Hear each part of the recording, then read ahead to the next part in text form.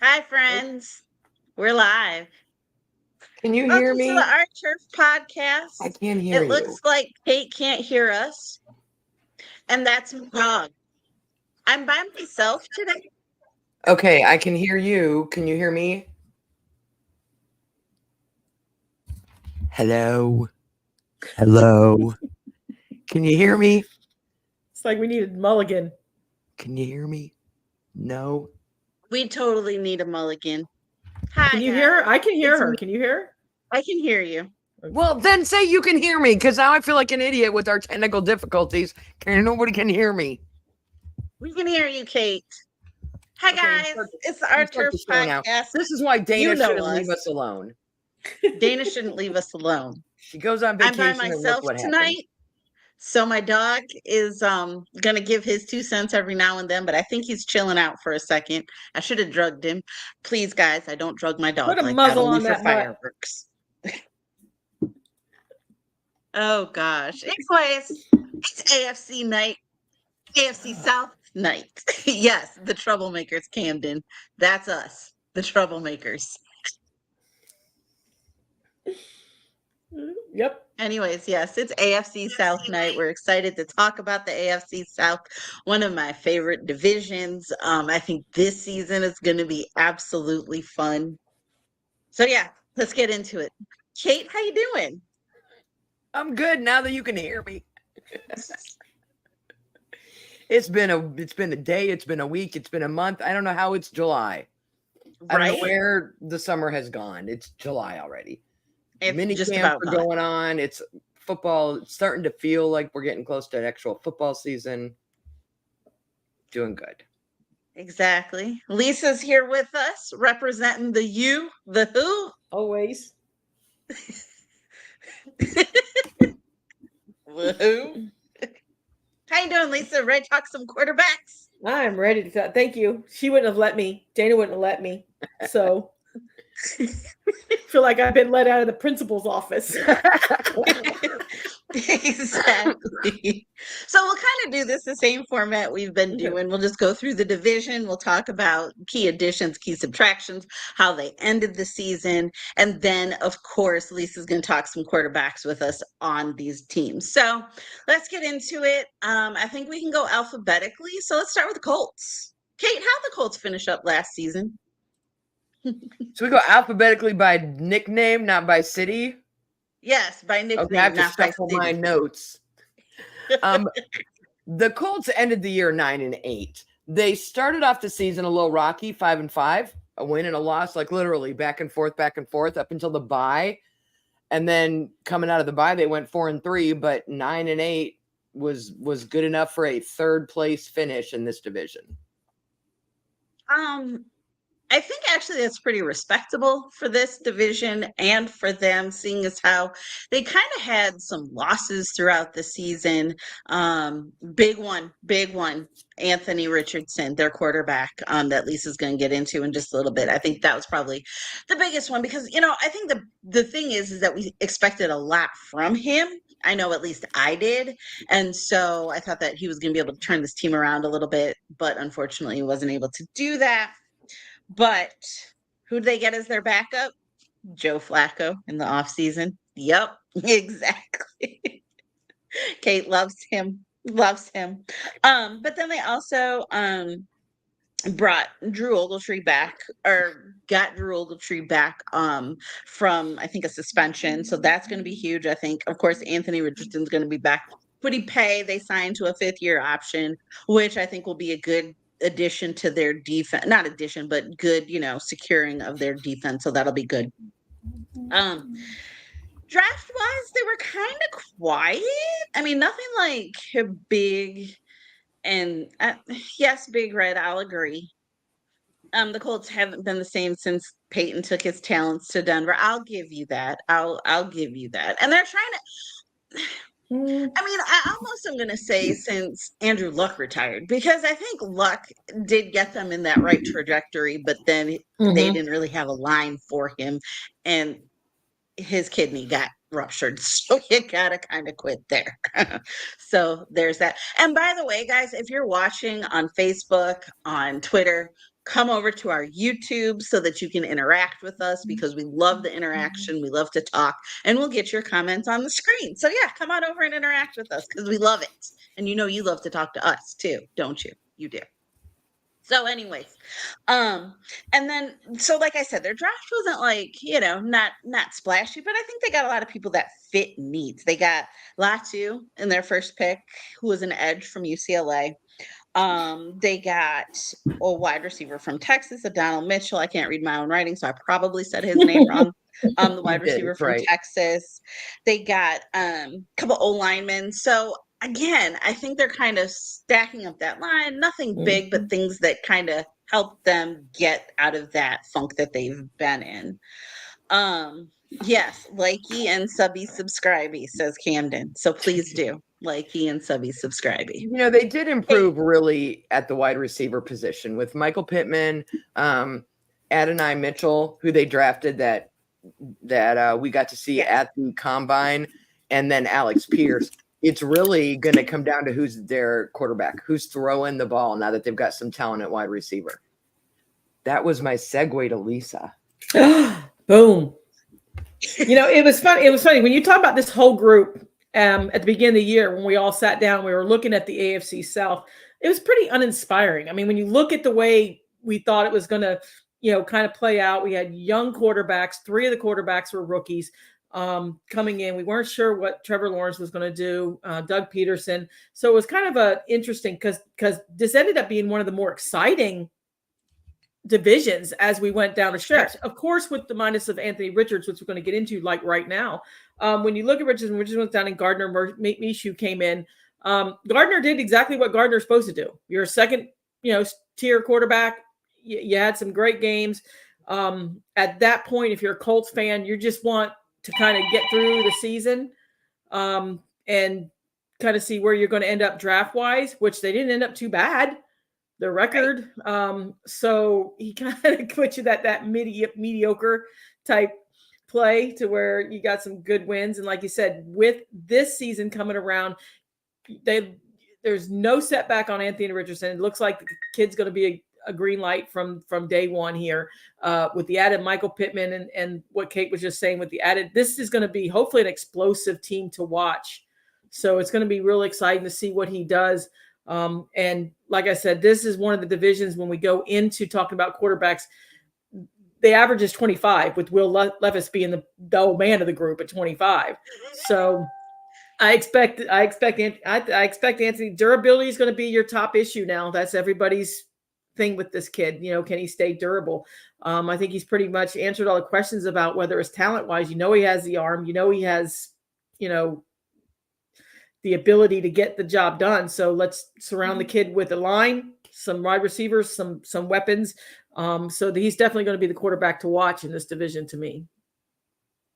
That's what I was going to say. I was going to ask you, how would you rank him with the other 3 quarterbacks in the division? Where would you put him? It's hard right now because we just haven't seen a lot of him. It's hard. Mm-hmm. This is going to be more of a better year for him because he's going to have the talent around him.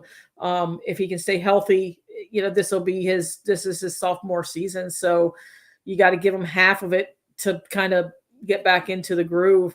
It'll be interesting to see just how much, preseason play he'll get with that injury. Do you keep him on the sidelines? So it's going to be an interesting factor to watch through camp and see, how much contact he can take and whether they will put him out there. Mm-hmm. I think kind of in a way, this is another situation where maybe it might have been good to have a 4th preseason game for him too, but you never know. And then exactly, as our friend Big Red said, Gardner Minshew is a legend and should be treated as such. I agree. Minshew Express. I agree. Okay.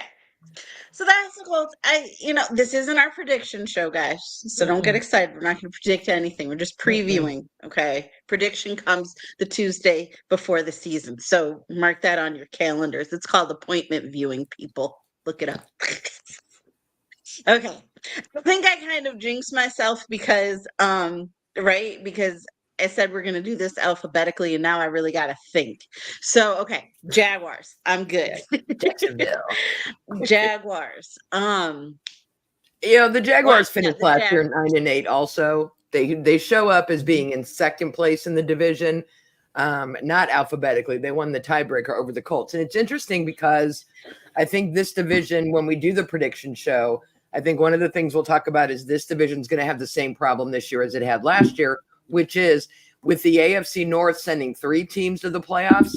That means the AFC South's only getting 1, because I'm getting 2 out of the East and I'm getting 2 out of the West. Their 9-8s might have got you in a different year, or maybe even over in NFC. So there's really going to need to be a dogfight for that top spot if they want to be guaranteed to go.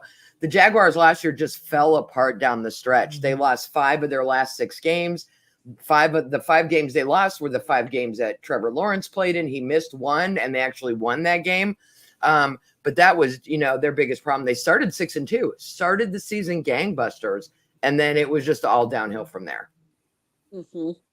Yeah, it was not a pretty collapse for them. I actually kind of felt badly for them because, I thought that they were gonna kind of come in and run away with the division last year, but unfortunately, the problem, girl, is we've all been predicting that for like the last 3 years since Trevor Lawrence got drafted, and they keep underperforming and underwhelming us. It'll be got to watch the Pick'em show this year to see what happens. Ooh. That's right.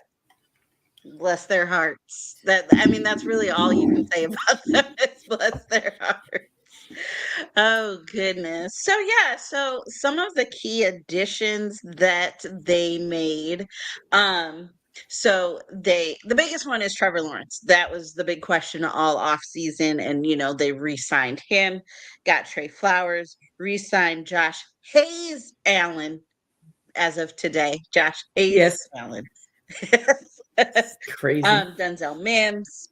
In the draft, they kind of stocked up wide receiver, Brian Thomas out of LSU, got some defense going, Mason Smith out of also out of LSU, Jamari Jones, cornerback from Florida State, Javon Foster, tackle from Missouri. So again, kind of just keeping things solid, tweaking things here and there. So is Trevor Etienne still in Jacksonville? I think he is. Can one of you two double check that for me? Or What? give me Big Red is asking, is Trevor Etienne or is Etienne still in Jacksonville? And I think he is. I'm double checking real quick. Hang on. Google to the rescue. Okay. Thanks, Camden. Or Camden to the rescue. Etienne. So again, I think with that Jacksonville. Yeah, he's still there. He's still there. Thank you, Camden. We appreciate you. See, all the chat helps us out too. Chats are great. Anyway, so I think they've had some pretty solid additions. Is it going to help Lawrence not collapse? I don't know. Lisa, tell us about Trevor. What are your thoughts on him? Well, I think when you look at Trevor Lawrence, the biggest question now is, can he live up to $275 million? $200 million guaranteed is ridiculous. It's crazy. When you think about it, to me, is this where we are with the state of quarterbacks? That's what I'm saying. Is this where we are? I mean, because when you look at other teams now that are trying to sign their quarterbacks, i.e. the Miami Dolphins, where you have Tua, who, they're playing hardball with, who's got the Dolphins to the playoffs.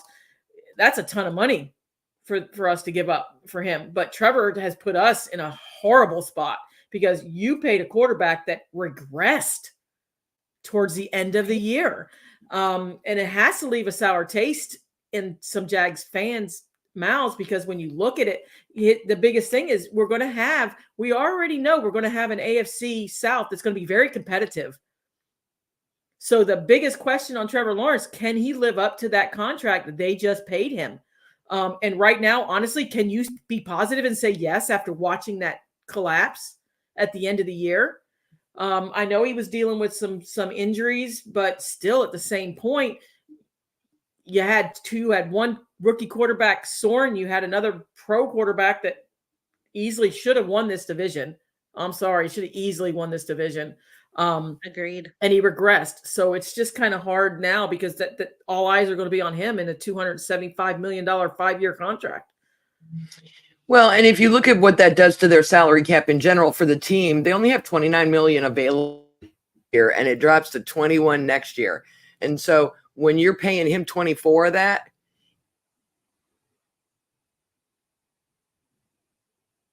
Kate, are you there? Did you freeze? I think Kate's she frozen. freezed.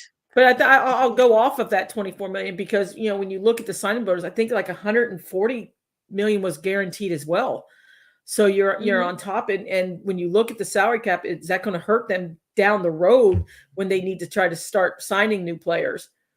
So I lost my internet there for a second. I just went off of that because the guaranteed money is what's going to hold. It's going to kill this deal at the end and I think they also said that his signing bonus was guaranteed for 100-something million. Yep. So I don't know if that role plays into the 200 total million but my goodness. We need to have our salary cap guy come on, but after we do the pick'em show, right? You know, Big Red's asking about their O-line, and I don't know offhand how good their O-line is, but that was not Trevor Lawrence's problem last year. He is one of the quickest quarterbacks to get rid of a ball. In my opinion, there were a lot of times where he tried to do too much. He tried to put that entire thing on his back instead of just rolling. They'd be doing fine through 3 quarters, and then his head went wherever it went. So I don't know that his line is the problem. Inconsistency is where I am with him, right? I mean, it's one game he looks great. The second game, it's like, holy cow. And I know it's about matchups. And I know we know in individual rivalries, they know each other so well. Different defensive schemes, different offensive plans for the games can really matter. And it really looked like he struggled with a lot of the in-division games to where they kind of figured out some things, and which is weird for Doug Peterson because he can mix and match up that offense really well. So it's going to be interesting. I think consistency is what he's going to need. If he can stay consistent, then he'll be worth that contract because he's just got to keep him there at the end and finish through the year strong. And hopefully he was all over social media this week. He and his wife were expecting, and I guess they're going to have a baby girl. So hopefully everything goes well with that so that he doesn't have off the field issues that he's got to worry about, and he can just keep his brain focused on the football. Agreed.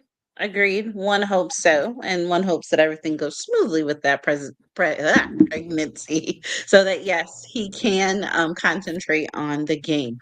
I'm gonna argue with Big Red. I'm gonna put this up, and I think Lisa probably gonna argue too. Big Red says, I think some players are made more for the college game, and Trevor is one of those guys. I don't think so. I think Tim Tebow was. I think Dwight Haskins was. I think I can give you a list of quarterbacks that were Jamal really Russell. I mean, we could go on and on. Yes. I think Trevor should be just fine in the NFL if he can fix his consistency issues. I wouldn't group him in with those college-only quarterbacks.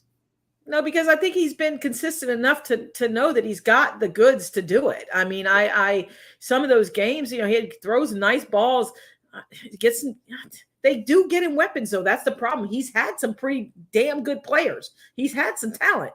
So this year he'll have Christian Kirk to throw to. He'll have Brian Thomas Jr. and he'll have Gabe Davis. So he will have a trio of no excuses that he doesn't have talent to throw the ball to. And if Etienne can run, there's no excuses for them this year. It's all on him. He's got to prove that why he deserves that money. That money, for real. For reals. Okay, Niles has some things to say, so you might hear him in the background. Hang on. I don't hear him. But her dog's name is Niles. Exactly. Back to the salary cap, though, real quick. We all know that is really not for realsies, right? I mean, these owners do not become billionaires without playing some tricks and, making things happen. The salary cap is only real if the owner wants it to be real. And yes, I'll give you that. Yes, I will give you that. Yes, you're right. If they want it to be real. If he wants to spend more, he will find ways to spend more. And if he doesn't, he will tell his players, I can't go over the cap, I'm sorry, and pretend like he can't. And let's not pretend that players don't have a little hand in this too, because in the old days, it was like, we're going to go where the money is. Now, a lot of these older players are going where the contenders are. So it's Right. kind of like you Rotation. still can kind of skirt under some of those where, like you said, we talked about before the third, fourth players, which like surprised Dana and I with Mike Evans. I figured he'd go for the money. I did. I was like, he's been down Tampa. He's going to go for the money. He surprised me. But like, I think you get to that tier to where those type of players are going to go after that money where are the Jaguars going to have money to throw at some big talent? No, there's no way, right? They're going to have to stay mid-tier with that salary cap. Yep. At least for this season, we'll see. Yes, we'll see. So I think the Jaguars, they'll be one to keep an eye on this year. Okay, back to my alphabet. Why is this hard for me? Spelling is hard, guys. Texan Titans, E before I, right? Unless it's after C or something like that. Or when sounding like A as in neighbor and way. I recite that poem every time I try to spell a word. We can talk about the Houston Texans. Texans were just America's sweetheart last year. They were everybody's favorite surprise. I was keeping an eye on them and loving them because I'm a Buckeye honk and CJ Stroud and all of that. They not only finished the season 10-7, they went to the wild card. They beat my Cleveland Browns in the wild card round.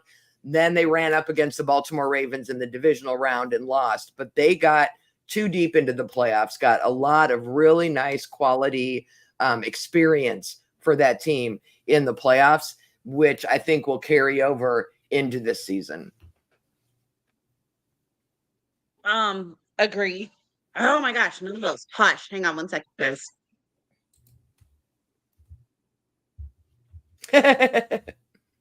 He's a hot mess, you guys. I'm sorry. He's fine. He loves his mama.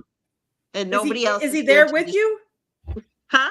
Is he in the room with you? To distract him. Why don't you put him in the room with you? Will he quiet down? He's right here. Oh, okay. Hi, Niles. Oh, there he is. Hi, baby. Hey, buddy. He's gotten big. Usually Lisa's got a cat like walking around behind her. For those of you I got watching, her not. She's hot. I didn't She's see no knocking at cats the door today, but usually it'll she's move and knocking at the startle me. door. No, everybody's out in the barn. Everybody's out in their pens now. We're good. Okay. Good. Oh my gosh. Anyway, so who did the Texans get? So now I'm going to have to shout over my baby. So here we go. So who did the Texans get? Every flipping body. Oh my gosh. Joe Mixon, Stephon Diggs, which what? Like I literally was not expecting Stephon Diggs. That just, wow, that blew me. Okay. They re-signed Nico Collins. They got Danielle Hunter. They re-signed Dalton Schultz. So, I mean, they kind of just locked and reloaded, I think. So, I think their success last year really, I think helped. And yeah, they got Stephon Diggs and Joe Mixon. They're going to be fantastic. In the draft, they kind of got more defense-y. Like they got Kamari Lassiter from Georgia. They got Mr. Bullock out of USC. Jamal Hill, linebacker. So, I mean, they stocked up on their defense. They're going to be great, guys. I mean, I don't know. They did great. It's going to be good. Lisa? Yeah. Biggest thing? What's the biggest word we're going to talk about? Expectation. Yeah. That's going to be your thing. Can he live up to the high expectation of the bar that he set his rookie season? I'm a little worried about Diggs, honestly, because to me, he's one of these guys where it's, do you believe the Josh Allen side of the story? Do you believe the Stephon Diggs side of the story? So he's come out as rather a little bit of a diva in that wide receiver core, in that room. Could that be a distraction? I don't know. You got a hell of a talented wide receivers there. I'm a little worried about him, honestly. I don't know because we saw little temper tantrums from him. So locker room wise, be a little worried about him messing up some mojo there. But that's all you can say about CJ right now. I mean, he had a remarkable rookie campaign. I mean, just absolutely thing. So he set the bar high. It's going to be hard because they went to the playoffs. They went a lot further than all of us did, or I did. I don't know where you guys were with him, but I honestly didn't think they were going to go that much. I definitely knew he was the better quarterback. He should have been the number one pick in my eyes. You guys knew that the whole time. So the Texans knocked it out of the park. They knocked it out of the park with that pick. But just high expectations are going to be the key to him. Keep an eye on Diggs. That's all I'm gonna say. I just, you can sour locker rooms can divide teams. And I think you saw that a little bit with the stretch for Buffalo and where they started losing a little bit. And I blame him. I think he caused a lot of issues with that, with Josh Allen and offensive calls. So it's going to be interesting to see. He just set the bar high. Just got to see if he'll have that sophomore slump or continue to be that elite status that he's kind of trying to build. He's got a lot of competition in the AFC. I mean, it's going to be a great battle. This should shape up to be a really good division for him to keep striding for. DeMeco Ryans is probably the right coach to handle Stephon Diggs. Mm-hmm. When I think about sort of the turning point with him, it's, after that, was it the playoff game where they lost and he was just standing on the field and just looking around? I think he wants a ring. He wants a ring desperately. And he was incredibly frustrated with what was going on with Josh Allen. He did not handle it well. Now he's in a room with a bunch of young guys he's got Tank Dell, he's got Nico Collins, he's got, Xavier Hutchinson, I think is going to have a good year this year. He needs to. But I think ultimately that DeMeco as a head coach is going to have to be the one to get him on board. And I think that was part of when the conversations, probably when they signed him, of you are going to be a big part of this. You are going to help this team go. Like, we went 2 rounds into the playoffs. We need to get to the next step. And CJ is just, I've met him a couple times, talked to him once. There's just something about him. There's something. He's got that it factor about him. And he's got that it factor. Right. He makes you believe in him in a way that I don't think Josh Allen does. Nothing against Josh. They are very different people and personas when you talk to them, especially for how young CJ is. I think you're right that we'll need to keep an eye on him, but I think it'll be okay. I think they kind of.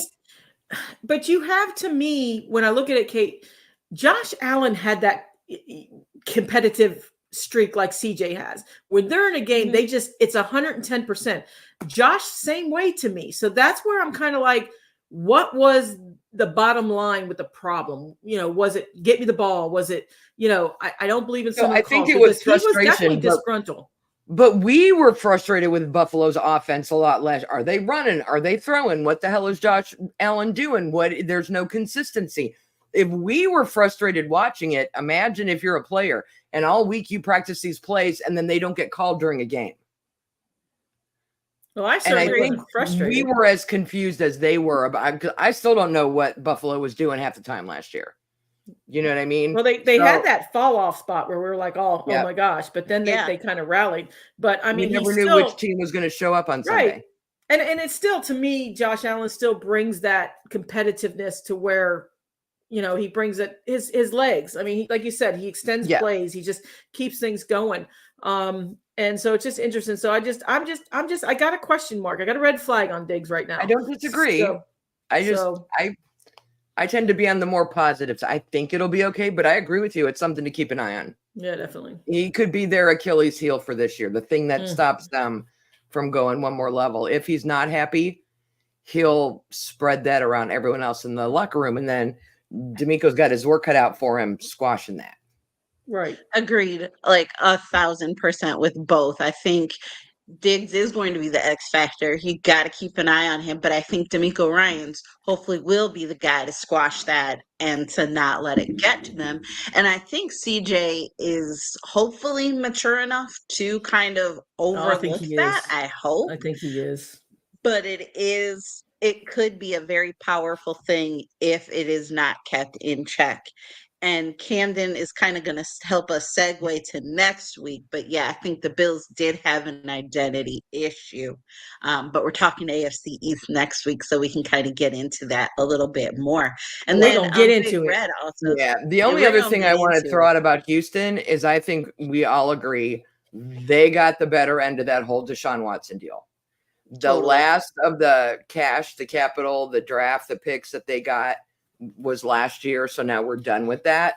And they absolutely turned this team around and got the better end of that deal. And that's what we saw last year and what we'll see this year is the end of that. Mhm. Agreed. I think that they, Camden just said that they don't want any more drama, and they don't want drama. And I think last year was the best way that they could have answered with, the past few years, how that has been. So I think they're over that hump, and now it's just going to be keeping Stephon Diggs in line and in check. And yes, Big Red, Diggs is the new Antonio Brown. I don't know if he's that crazy. I'm worried. I'm just on the worried. edge. Like he could be. I'm not going to say he's there yet, but he could be. But there's a lot of, as young as we talk about with CJ and some of these guys being young, you've still got Robert Woods and some other more mature veterans in the locker room, 4, 5, 6-year guys that are a little more mature. I think they'll have enough balance. We'll all keep an eye on Stephon. Mm-hmm.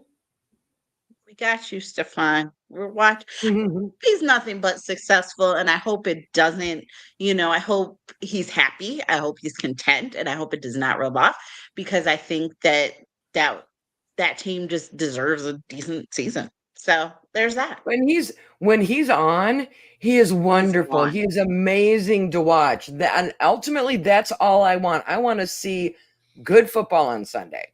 I've been through Antonio Brown, and I'll go all the way back to Flash Gordon. These guys that have so much talent and so much crazy going on that I only get little bits of good football. Stephon Diggs is capable of creating highlights for game day on ESPN.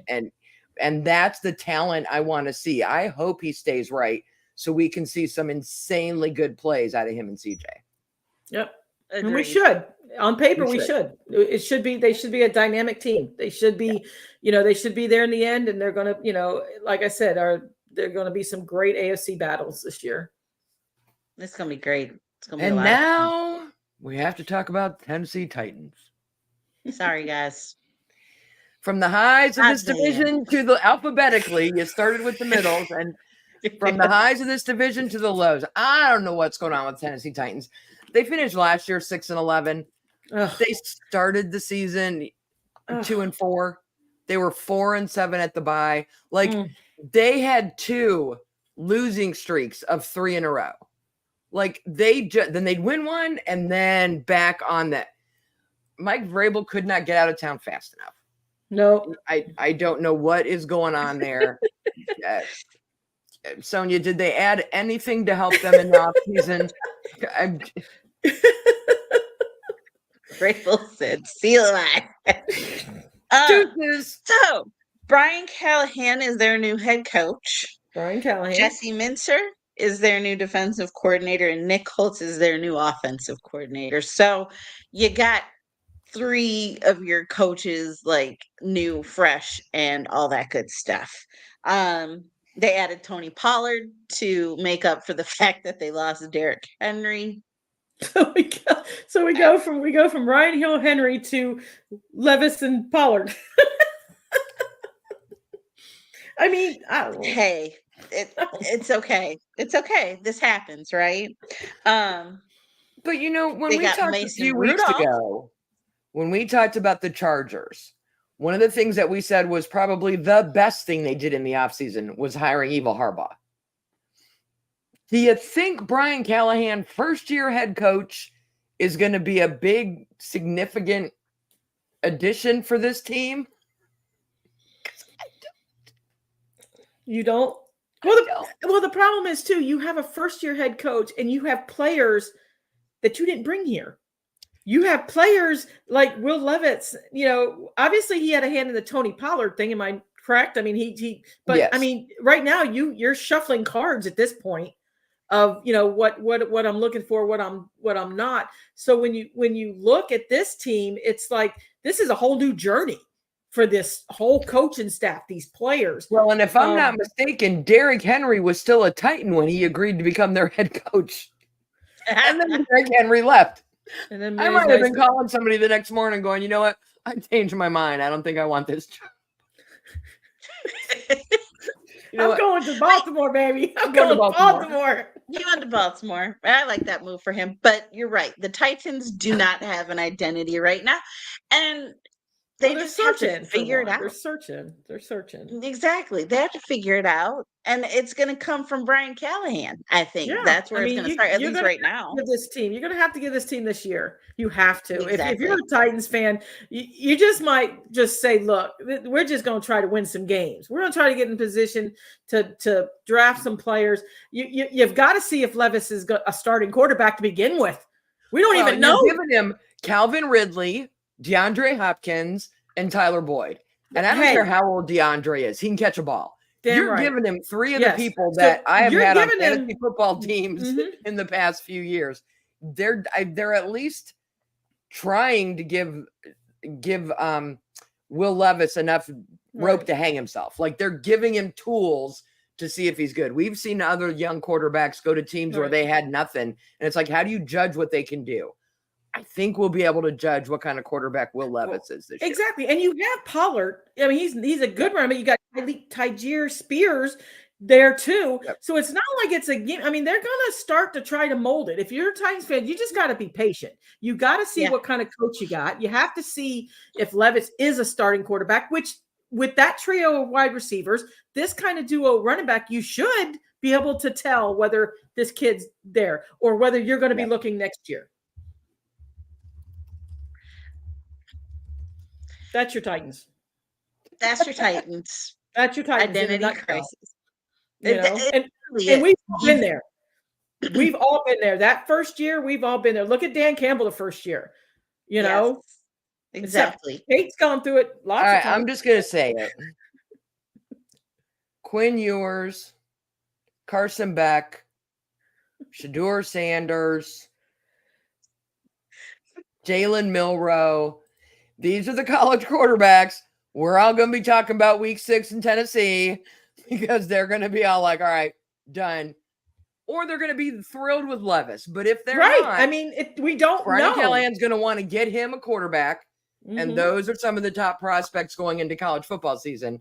So you might as well start getting familiar with those names. If you're a Titans fan, guys. If you're a Titans fan. If you're a Titans fan. And you might want to start looking at, some running because I think the other three, we know Lawrence isn't going anywhere. We know CJ, unless he just craps the bed this year, he's not going anywhere. We know Anthony is just durability. We know he's got it, that, they're going to give him the starting quarterback. I mean, so Levis is the only one that that whole new coaching staff is going to have to see if they want to keep the kid because they didn't bring the kid here. So, well, he's not really a kid. He's the oldest damn quarterback in the AFC. So true. So, now, see, Camden was impressed by him because she felt he was really accurate. Yeah. And they're going to give him, like Kate hit it, they've got a beautiful trio of wide receivers. He's going to get every opportunity to seize this starting quarterback. Every opportunity. Agreed. He's going to have to be judged, though, on yardage, completion percentage, and turnovers, because their defense is horrific, and he's going to have crappy field position, and they're going to give up a lot of points. So you can't, even Tennessee Titans fans, you can't just look at wins and losses. You got to look at how he plays and what he does. Because I went through their depth chart on defense. 2 names I recognized out of that whole list. 12 guys, 14 guys. 2 names. It's not good. It's not good. So that's just something to keep in mind as well. I know a lot of fans are like, oh, we lost the first 3 games. I'm like, all right. But if your quarterback isn't turning the ball over, and if his completion percentage is over 75, and he's throwing for 1,000 yards, he ain't your problem. True. 21 used to be my sweet spot. I think it's 24 now. If your defense can hold the opponent to 24 points, you should be able to win a game. And I don't know that the Tennessee Titans will hold anybody to 24 points this year. We might have to write that down somewhere. That's a lot, Kate. That's a lot of that's crazy. I mean, it could be when you look at their defense and you look at that. they can't be on the field the whole game. Right. It's going to make a long day. True. So that's, right. That's another thing then to add to Levis's scorecard is time of possession. Is he doing, Sure. is it 3 and outs, or is he, you got to move it. You got to move the chains. Because even if you're scoring, we do this a lot. He scored too soon. You can't be scoring in 2 plays or 3 plays like the Bills and some other teams like to do, because then your defense is right back on the field. Well, you need to have some sustained drives. Pollard, they need to balance the run. Exactly. And that run will eat up clock, and that'll give that defense time to rest. Because you have to. Yeah, you're right. There are ways to help the defense out when the offense is on the field. Because when you think about it, especially with Pollard and that running game, is you have to win the battle on first downs. You have to. You have to get positive yards on that first down. If you put this offense in 3rd and longs consistently, and you're not winning that battle on 1st and 2nd down and positive yardage, good Lord. It takes your choices away, right? Oh, and then it changes the play calls. I mean, knows exactly what you're going to do on 3rd and long, because you don't have any other choice. Yeah. So when you can get 5 yards on first down, you're winning. You're gonna put your team in some good. You're put that offense in good positions. 5 and 4. Yeah. But if you get sacked for a loss or 2 yards loss on first down, you're immediately changing play calls, because you're going to be in a 3rd and 14 before you even know it. Yep. Sacks. True. My goodness. All right. 40 minutes if you don't count our technical difficulties at the beginning and me losing internet in the middle. I think we did good. I thought we did really well. I'll give it 30 because of the technical difficulties at the I'm beginning. liking this format. I'm liking this quarterback format. I like it too. next week. All right. I hope you all watching like it. Thank you for watching.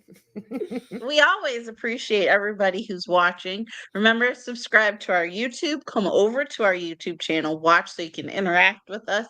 And I can say chat like my kids do and really mean it, because I can say, hey, chat, and mean it, so y'all can interact in the chat. But next week, we're talking AFC East. Yeah, baby. East. I lied. NFC East. NFC East. I lied. I think we saved the best for last, right? AFC East is our last week of divisions. Yeah, so AFC East is. So NFC East next week. Damn it. I know. I'm sorry. Next week. I got to put the two hawk I guess to 2 weeks. We can't call them the NFC least anymore, right? That's all been put to bed. Whole new division there. This is so different. It really is. I can't wait to talk about that one. That's my division, so can't wait to talk about it. It's going to be interesting. We'll be taking some Thanks everybody for joining us. And we'll see you next week. Have a good day. Have a good night. Stay dry. Drink your water. Go blue. Stay safe if you're in hurricane country. Yes, please. Barrel's a wicked thing. And turn your air conditioners on, because it's 140 degrees everywhere. Exactly. Drink your water, y'all. I don't want to see y'all in the hospital for heat stroke. Good night. See you next week.